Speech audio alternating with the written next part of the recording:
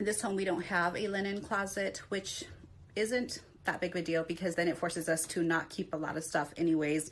Every bed has an extra set, and so I just keep it right underneath the bed, and I'm finding that I like that a lot better because when I need it, then it's actually right there. So I'm trying to do that with our seasonal blankets. Enter in a storage bag for my friend at Chaos Cleared. She asked if I'd be interested in receiving one to review, and I love it so much that I bought 2 extra ones on my own. And so here's what you need to know and what I'm doing with them. This is a bag that's meant to move and it will last.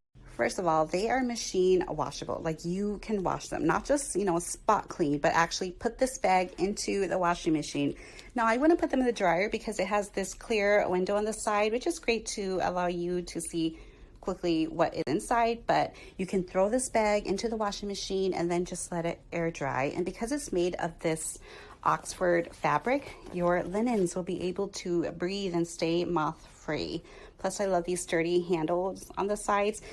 Plus, with each purchase, they donate funds to plant trees worldwide. So you get organized and the world gets trees.